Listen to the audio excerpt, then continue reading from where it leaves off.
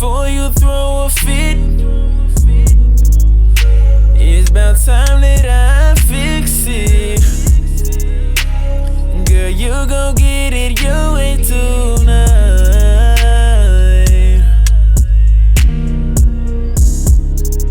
I think it's time we take a trip. There's a meeting in my bedroom. Hey, it's your boy Dad Done. Y'all now tuning in to the Get Right or Get Left podcast.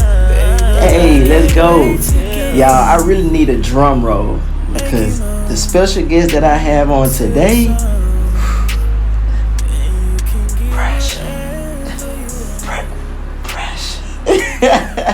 Peerless is that. Hey, y'all, I want to introduce y'all Miss Keosha Samuels, aka Carrottop, aka Miss KatWalk as well. How you doing? You good? I'm doing well, thank you. Tell the audience a little bit about yourself. Well, there's a lot of bit about me, but where I will start is I'm a model coach, bodybuilder, veteran, mother, the list goes on and on. Love to hear it. So quick story how me and Keosha met. We met this year at a fashion show, the Ghost of Fashion show. Finna drop. By the time you see the video, it's gonna already be dropped. Met there, connected, networked, and now we here. Hey, God works in mysterious ways, so most thankful that God has put this lovely young lady in my life. So now we doing business together, and hey, we trying to build a team and elevate it and just keep it going. But furthermore, the topic today is casual dating versus exclusive dating. Let's talk about it. So,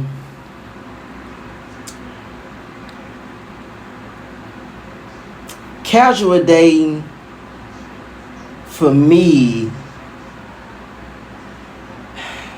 well, I start here. It's different now. Mm-hmm. It's been different. It was really ever since I got out of college, and really ever since 2020. Like every time I get on my podcast, 2020 in general is like a big topic, big category, because when 2020 changed, when 2020 came and COVID changed everything, and for some reason it changed the way of people thinking and how they live and their values and morals and everything. So give me your experience or your what's the word I want to use? Perspective on casual dating versus exclusive dating. So, in my opinion, casual dating is dating with no purpose. There's no intent. I like you, you like me. That's the furthest that it goes. Mm-hmm. Exclusive dating, let me backtrack. So to include with casual dating, when you casually date, it's multiple people at a time usually. If it's just one person, then there's still no intent to go anywhere, do anything. We just want to be in each other's company, whatever that looks like for that particular pair. Mm-hmm. So exclusive dating is I like you, you like me, but we have intent to further this relationship into something more seriously, and you and I date each other and no one else. Mm-hmm. So it's kind of like the pre-game to a committed relationship. Okay.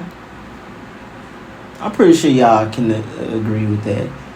So, where it gets uncomfortable or challenging is when you get into, so when you casually dating and it start to grow, you start to be more compatible with that person, and feelings start to come involved. I feel like the scary part of a casual dating is when it's unbalanced, when the relationship or when the significant other is not on one accord. Somebody else is probably, they want something a lot more, and that other person ain't looking for more at that time. And then so that person wants you to pull more weight. They want you to do more.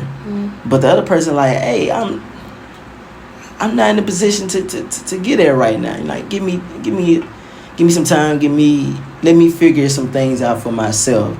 Or it could just be, hey, that's just not what I want right now. But that person might want that.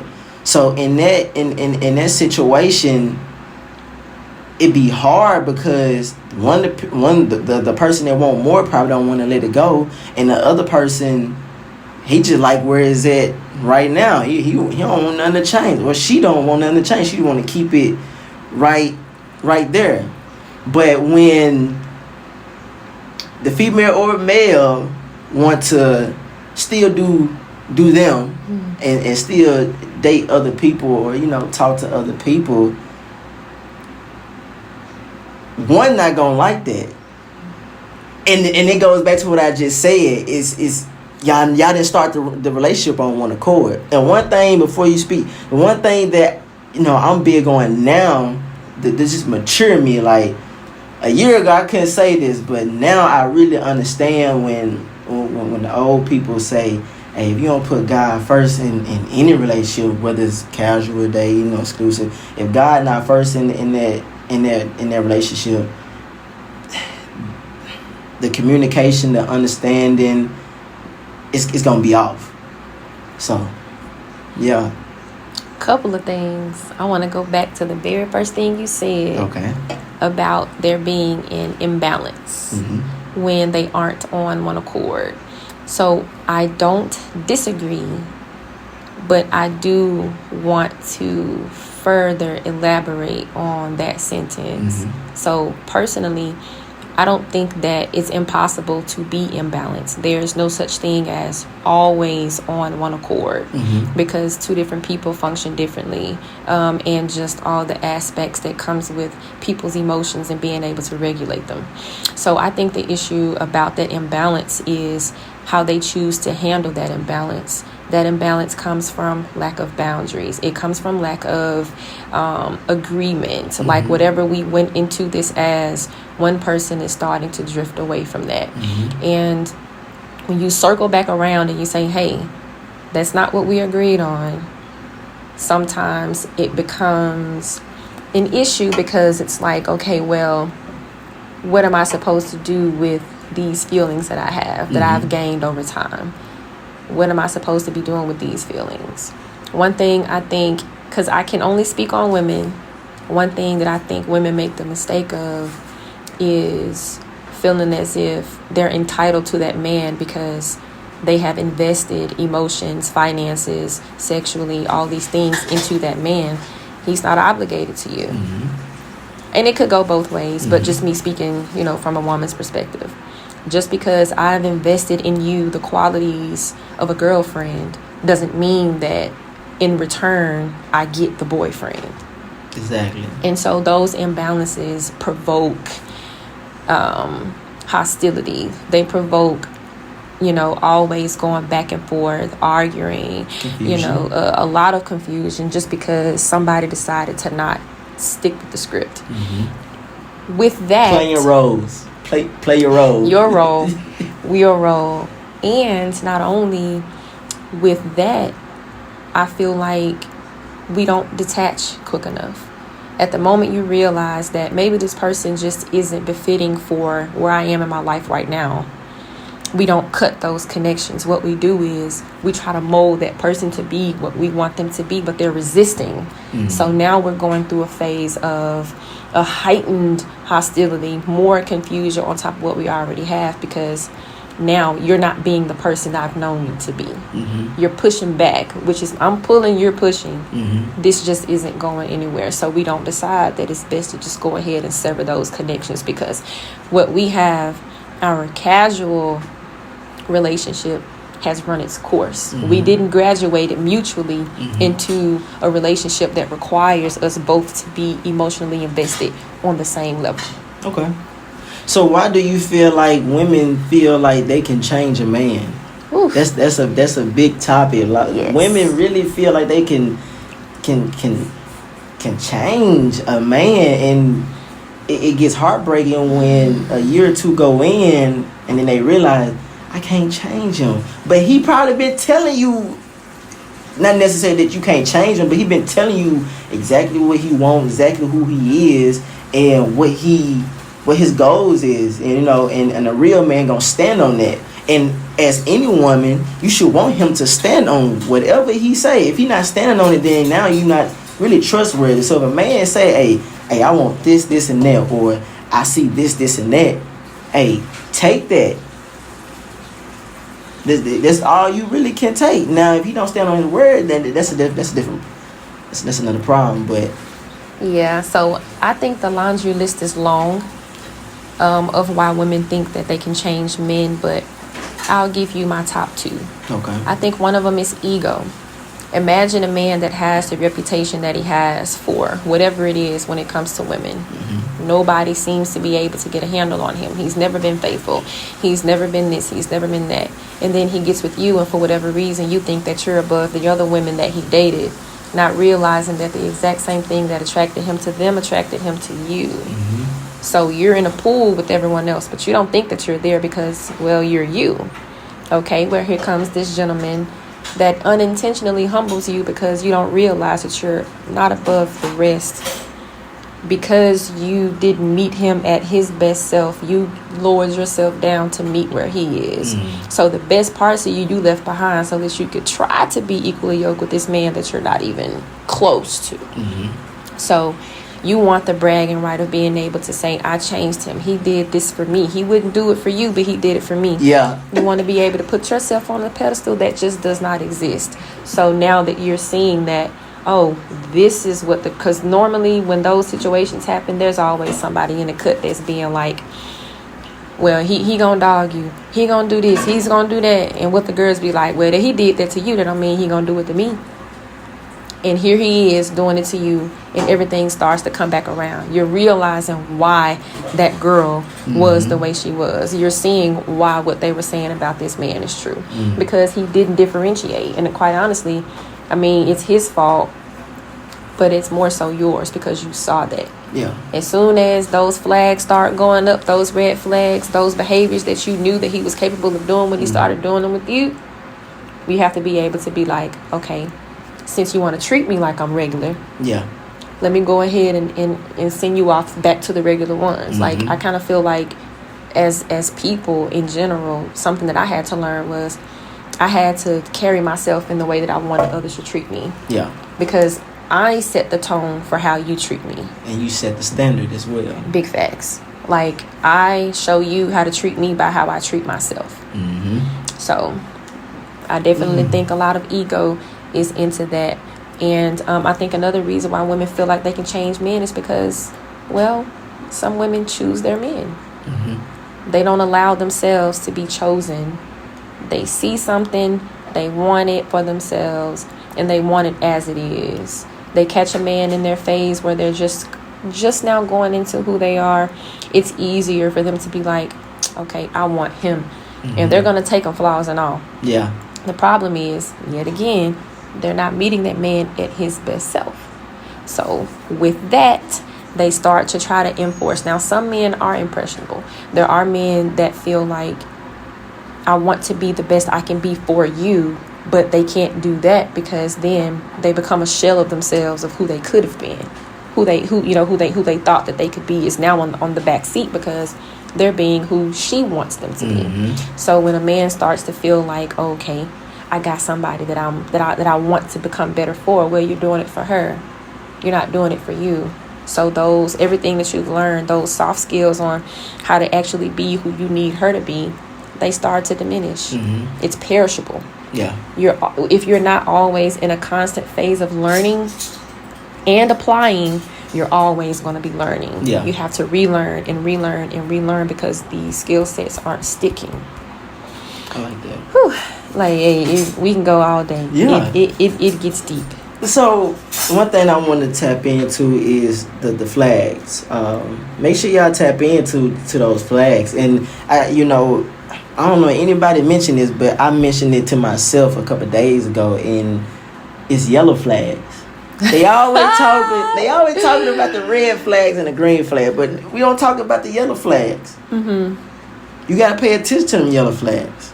Just like you gotta pay attention to them red flags. If it's more red flags, you need to exit. If it's a lot of yellow flags, hey, you might be half in, half out. Green, hey, of course, keep it going, but pay attention to them yellow flags. And I feel like the yellow flags is really more important than the green and the red, because now it's testing you. Now you being experienced to something that's very new, you never experienced before. So now you like, do I like this, or is it too much, or no, or you don't know what it is. So you got to stick around to really get to see the real person. And I feel like that's most definitely important. So why do, let me go back to my notes. So if you in that casual relationship, and the guy says, I don't mind if you talk to other people. We still getting to know each other. Mm-hmm. A woman automatically, well, if you want to talk to other women, you can do that by yourself. And y'all not even exclusive, of course, but you just casually dating. Why is that such a problem? Excluding the fact, okay, she wants a committed relationship. Mm-hmm. That's understandable. But why so many women don't want to take the time to just get to know the person first?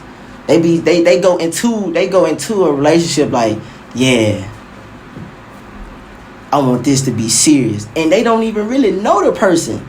It might have been 2 or 3 months, and they don't really know the person, but they already thinking like, yeah, I want you to myself, and be so selfish with the person. I get it. That's somebody that you like and you see a future with. So, I get it. But why so easy to let them go when you still don't even truly know the person yet?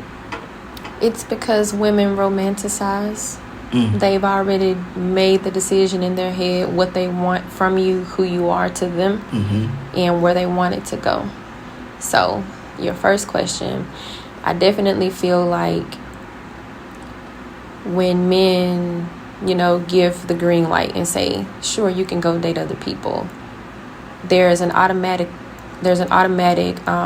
projection that if he's telling me that it's cool for me to go see other men, that 100% means that he's seeing other women. Mm-hmm. And so some women cannot think outside of what that man is to them, him being that exact thing or better to someone else. Mm-hmm. It becomes a comparison. Like it becomes like, oh, okay, so I'm a contender, mm-hmm. right? We know automatically that if he's seeing other women, that means that we're sharing him. So that means that we're sharing his time, we're sharing his attention. If it's a man that's sexually involved with multiple women, now we have to share him sexually as well. Mm-hmm. And so here we are mixing and matching, and I am subconsciously in competition with these other girls because I like him, they like him. Which one of us is he more inclined to gravitate towards? Mm-hmm. So just that entire thought process, my opinion on itself, is enough to make a woman be like, if that's what you're on, I'm good, because mm-hmm. we don't want to feel like we're having to compete with another woman for that man. Perfect word, compete. Women, hey, I observe and experience this, and we talked about it earlier. Women do not like competition. Can you agree to that? I can. In some instances, yeah. When it comes to a man, definitely it's considered subpar. Like if I have to compete with another woman for you, mm-hmm. then what qualities do you possess that make you trophy worthy? And I feel that, but just like I feel like a man has to compete for a woman, I feel like it's the same thing. Like, I'm finna stand up for the men right now. I really am, because it works both ways. And I feel like it's more so, it's not necessarily an ego thing. I feel like it shows you who you really are. You kind of check yourself in a sense. You can say, I ain't competing with nobody else, but once you see that competition, you be like, I kind of see why. So it's just like, it's no competition, but it's a competition within yourself. You want to always set yourself up to be like, I'm undeniable. You can go to that next man, you can go to the next female, and be like, what they got, I ain't got. Because I'm doing more. You know what I'm saying? So this person doing A through Z, and you doing A through C. At that time, that person gonna look out for themselves. And that person might be more compatible with that person as well. So it's just like, I feel like, and I say that to say, always self-development. Always improve. We can always improve day by day. But staying stagnant or just being comfortable with where you at, nah, I can't do that. So, because I'm the type of person, I'm trying to go up. I'm trying to improve myself day by day.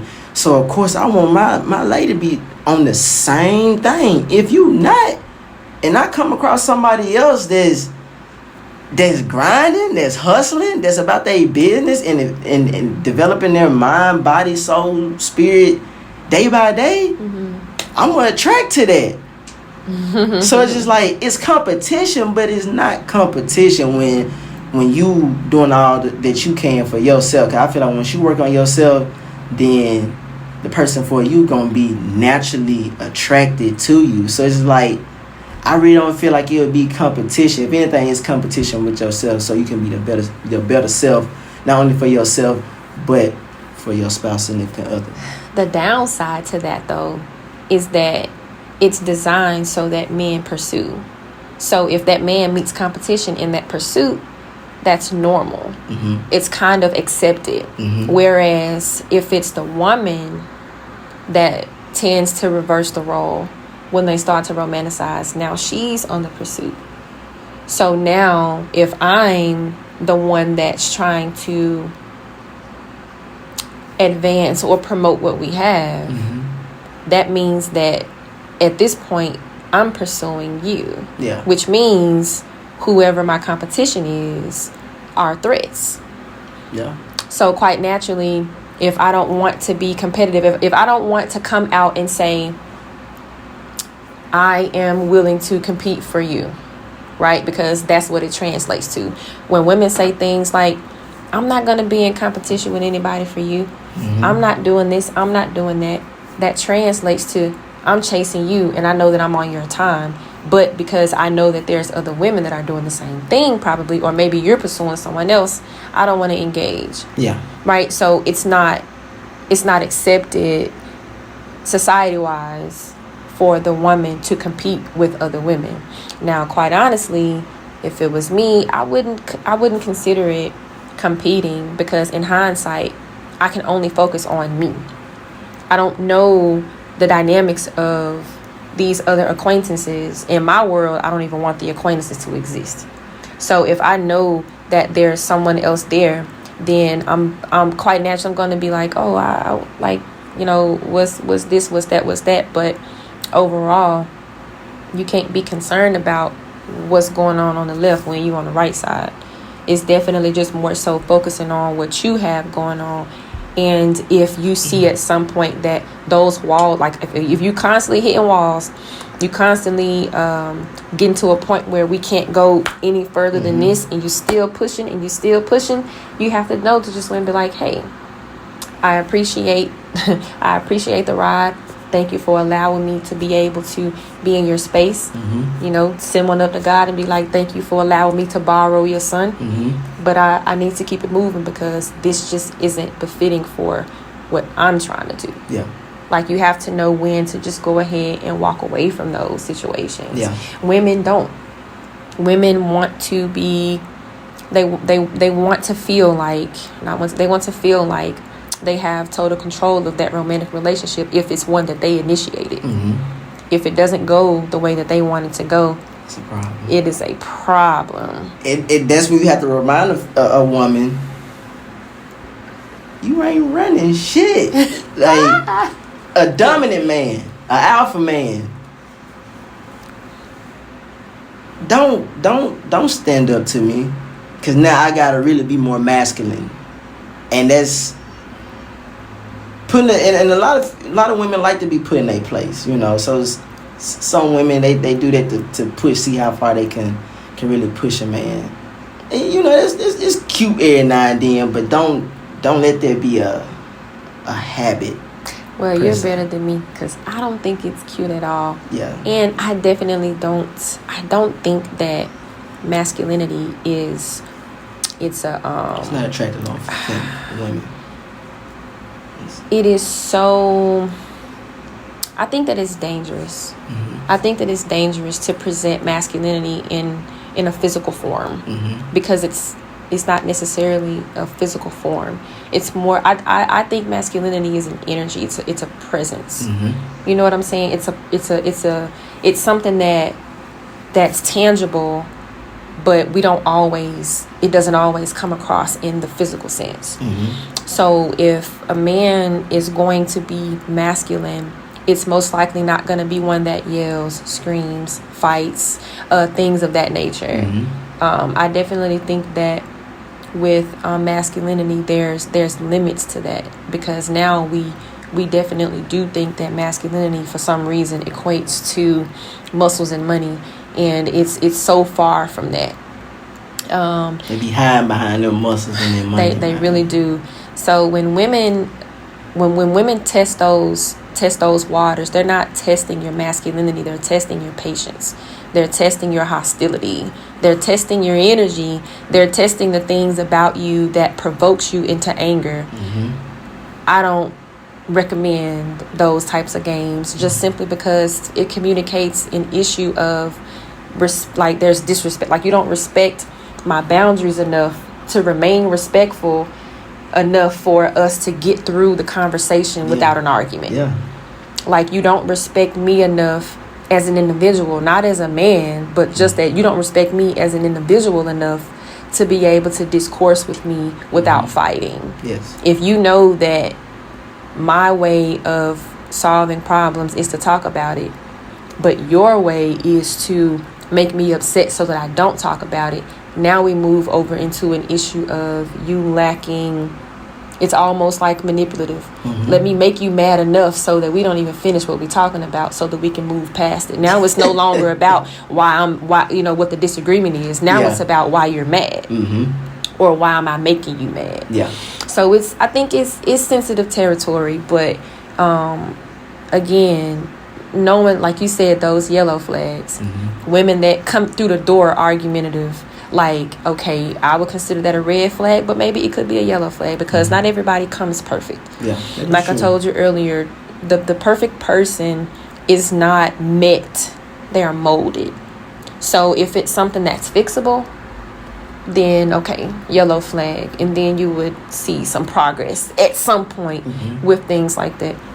But just never ending rah, you know, whatever, and the women that get sexual arousal or some type of pleasantry out of making their man upset, I definitely think that that they almost thrive off of aggression. Not my cup of tea. I definitely like to present as feminine, as soft, as ladylike as possible. Yeah. Y'all, we're going to take a brief intermission, and we're going to get right back to this.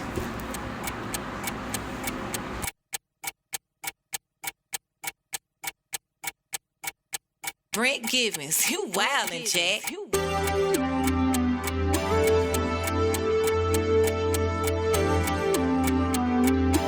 So the first topic is goal planning. This event is special to me, just simply because this is like my baby. Y'all thought y'all was in trouble? You get me higher than your expectations. Higher for the love we make. take it off, I wanna see you naked. Eat you up for dinner, watch me easy bake it. Baby, let's take our time before none of us wanna let go. Start on the bed, hit the floor. Now you're always begging for more. Can I do some things to make you scream? Oh, yeah. Pull out that camera, make some memories. Ooh, you're just my type. I believe that identifying your distractions help you to be able to mitigate between what you should be doing, what you need to be doing, and what you should be avoiding. What's that scripture? What it says? Come on, somebody, I know what I'm talking about. That's it. Say it again, ladies. We have to do our part too in order for us to accomplish those goals. I do believe that what's yours is yours, no doubt. But you have to be able to put the work in. Like, you have to be able to show the Lord that you deserve that blessing. You gotta work for it. Come on now. Alright? So, You know you pressure. Yeah. And we back on the Get Right and Get Left podcast. Hey, if you made it this far, hey, thanks for staying tuned, for real. I'm gonna also take this moment. I'm gonna put it on the description and on the screen. Hey, make sure you follow us. Tap in. We're really doing something. We're really doing some things that you really might want to tap in, for real. So, follow us and just stay tuned. So, furthermore, one thing I want to go into is when we was talking about, having that woman like try to push that man's patience. So when a man don't want to entertain a woman's foolery, nonsense, BS, whatever you want to call it, it's a problem. Like, it's like, okay, you want to pick about this certain, I don't want to say argument, this certain thing, whatever it may be. And the guy like, okay, I already said my piece, it is what it is. But you want to still nag about it. Mm-hmm. But now you mad because I don't want to entertain it. Like, it's just like, okay, it is what it is. Now you feel like I don't care about your feelings. I don't care about who you are, whatever it may be. Why is that? Because a man can be emotionally intelligent, tell you how you feel, and leave it at that. But a woman might not like what you said and expect you to change your whole perspective of what you meant when you clearly said what you said. Mm-hmm. But now the woman wants you to really entertain their feelings, because now they mad about whatever you told them. But now they see that, you never care about how I feel. How? When I just told you exactly how I felt, but obviously you didn't really care about how I feel. You just so busy worried about how you feel. So my feelings really don't matter, but you want me to entertain your feelings. Can you explain? I may have a couple of answers for that. Okay. So firstly, I think that women get upset when men choose not to engage in the games, because it proves that she does not have the control. It's kind of like if you want to be able to control someone, you have to be able to get them to emotionally invest. Mm-hmm. That's how you know that you've gotten their attention, whether it be positively or negatively. And so when a man decides that this isn't something that I'm going to entertain, I'm not going to feed into this, it could be an issue of power and control that she's having, because I feel a way, address me right now, whereas he can simply be saying to himself, I see that this conversation isn't going so well, I don't want to entertain it, let's revisit it. But it's like, nah, I want to talk about it now. It's a power and control issue that she's having with that gentleman as to why what she wants has to happen right now. On the other side of that, I definitely do feel like we're always at a point where there's a struggle between who cares about who and what should we actually be caring about? And I kind of feel like the reason that it translates to, oh, you don't care about me or my emotions, it's because in that moment, she may want to be coddled for whatever the situation may be. And not only that, it may be a situation where she's seeking for him to have accountability for hurting my feelings. So now it's not about what you said, it's about how you said it, and it could possibly be the way I perceive it as well. So now we have an issue of my fragile feelings being broken because you didn't say it in such a way that was pleasant enough for me to be able to accept and understand. So now it's a fight that you don't care about me, you don't want to address my concerns, XYZ. And I can get that because in some instances, some people may have a trauma that's connected to that. They may have a trauma connected to being completely shut out when they're trying to express their feelings and emotions, not realizing that the way that they're expressing those emotions is causing more of an issue than what their actual problem is. So I think that just comes with time. I kind of feel like the more time you spend getting to know your person, whether it be casually dating them or exclusively dating them, you learn you learn their mannerisms. You learn how they are, what it looks like when they get mad. It could be something as simple as the way that they breathe differently from when they're just casually sitting from when they're upset. So when you learn those things, you know you learn best approaches. Or so at least I do. But if I can pick up that conversation isn't going to go well, or it's not going to go the way I would like for it to go, now I have to create a plan B. There's a plan A, plan B, plan C for me. And all three of these plans tend to work. Plan A is I address it right then and there. Plan B, I sometimes may decide that I'm going to put it off for another time. And plan C would be to not address it at all. Quite honestly, I'm not a big fan of plan C, but sometimes depending on the person and the situation, I could plan C. You know what I'm saying? Because you gotta be right timing sometimes. And not only that, it has to be not only the right timing,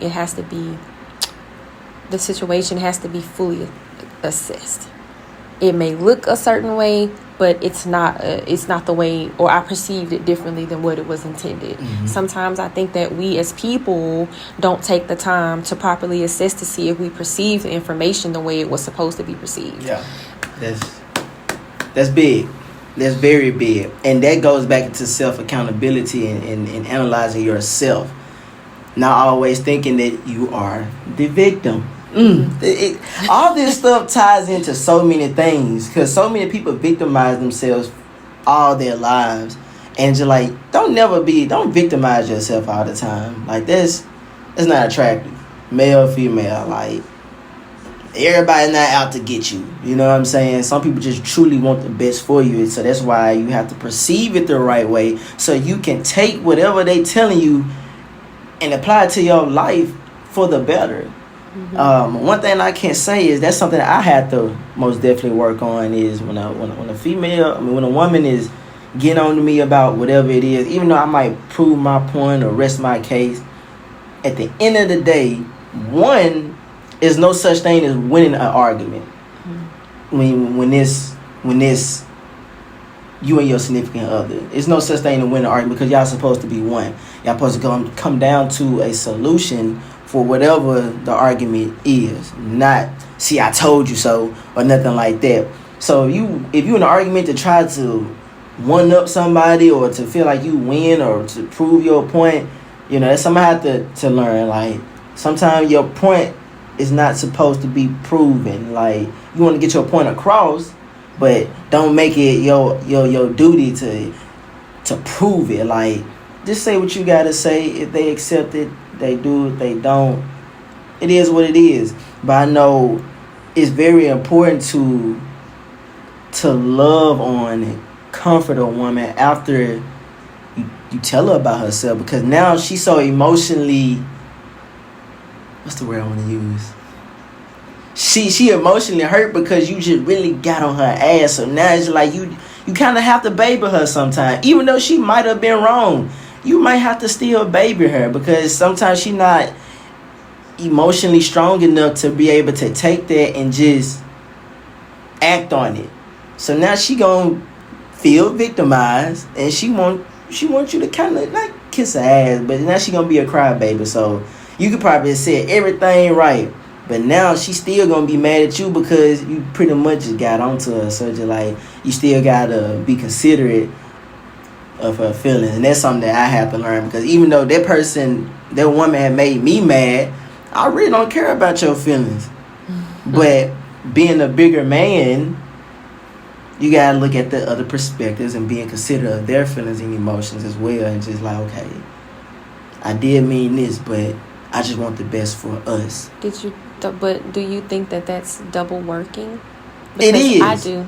It most definitely is, and I feel like, and then again, it goes back to the specific woman as well. Some women need that, some don't. But I feel like to move forward, sometimes man just gotta do what he gotta do. But not saying that I have to do that all the time. Not all the time. But sometimes I can say it might be needed. But she needs to know that, damn, okay, he really put that effort in to really be vulnerable enough to put his feelings and pride to the side to still cater to my feelings, even though I was in the wrong. And I just feel like that just shows real love.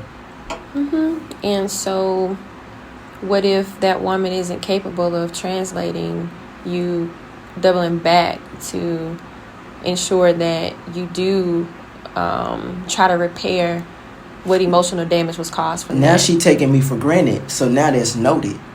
Now you can never say you never seen my point of view. You never seen my side.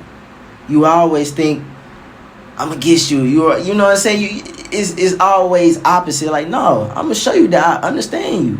I'm gonna show you that I hear you. Because at the end of the day, we all want to be heard. We all want to be heard. And I feel like that'll be the biggest thing in the argument because that person feel like they not being heard. When I can sit there and tell you, I hear you. I can explain to you and elaborate on how I heard you. But because you don't like what I said, you not hearing me. So I typically like to preface disagreements with the statement that I don't have to agree with you to understand. That is very true. As I'm coming through the door, I'm prepping you so that you understand that what I'm about to say is a rebuttal. Okay? You're already, like, your brain has already told you that there is a strong possibility that we're not going to agree. And sometimes it's best to preface it, but I kind of think it just kind of depends on the person. Me personally, these are skills that I practice with pretty much everyone that I come in contact with.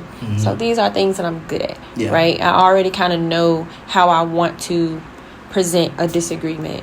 And you also have to know yourself. You have to know when enough is enough for you. Because what I'm not going to do is run my blood pressure through the roof trying to get you to understand. Right? And that's where that plan C comes in. Sometimes I will plan A, B, and C all in one conversation because it's just not getting anywhere. So when you get to a point where your emotions are so high that you can't even listen, you probably should go ahead and end that conversation here, and we can revisit it. But most times, you have to just know at what point is too much for you, because even though you may be the emotionally intelligent one, that requires energy. It does. It requires a lot of strength, and it requires a lot of patience to be able to have someone that's not where you are emotionally when it comes to how you choose to handle problems. And it becomes draining. And usually the one that's the most intelligent is the one that is doing a lot of the legwork for the emotional part of the relationship. It's draining. I can imagine. I wouldn't always want to be the one to fix it. I wouldn't always want to be the one to walk on eggshells. I'll be damned if I'm the one that constantly has to teach you over and over again because you're forgetting or you're not applying what I've shown or taught you about what works for the both of us. You understand? So Like I said, at some point you just have to know, like, when a person is just no longer good for your spirit. And you can only hope that at some point 5, 10, 15 years later down the road, when they meet someone, that they end up becoming you, and that person ends up becoming them, and then all of those lessons will come back full circle. When they finally get enough life experience that now everything that this person told me is now relative, because I've met someone that is worse than me when it comes to being able to apologize. Someone that's worse than me, that when it comes time to be able to discuss a disagreement, how are we going to go about it afterwards? When they grow into the person that someone wanted them to be 10 years ago, they start to see. They start to see, like, wow, and these were the mistakes that I made. Because usually people that are ignorant to their growth phases, they miss it. They miss the lesson every single time. Every time they miss it. And then at some point, when they start to grow and they start to mature and they start to reach those points where they absolutely have to grow in order for them to get peace, they start to realize, like, wow, all of these things are so relevant. And I had the tools years ago, but I didn't apply them because I didn't see relevancy. Hey, we really just gonna end it just on that. Hey, that was perfect. Like, that was perfect. I felt that wholeheartedly, 100%. To finish off on that, I want everybody to understand this.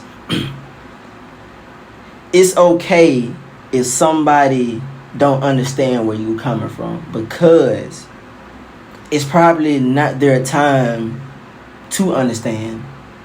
God probably hasn't put that understanding within themselves to understand. So no matter how you break it down, how many ways you put it, they are going to be committed to misunderstanding, either because of pride, or they probably not wise enough to get it. You know what I'm saying? They gotta experience some more things in life to even see your vision, to see where you coming from, to see your point of view and perspective. So sometimes it's not you. Sometimes I hate to say it's not them, because they're not equipped to it. Because I realize it's a blessing to have common sense. Let me say that one more time. It's a blessing to have common sense, because everybody do not have it. So due to the fact that you have common sense, hey, be thankful for that. And know that everybody not blessed to think the way you think. And that's okay. God gave you your mind, brain for you. So if somebody don't understand, it's cool, because somebody else will. Hey, we gonna see y'all later. Anything you would like to leave off with? That's it. Okay. Well, we finna get on now. Hey, thanks for tuning in to the Get Right, Get Left podcast. And Keosha, I truly appreciate you coming on the podcast. It was great to have you. We had a great talk. Likewise. We most definitely gonna be seeing her live. We out, y'all. Hey, let go. You won't need nobody else. Take a swim out through your body, won't be coming up for air.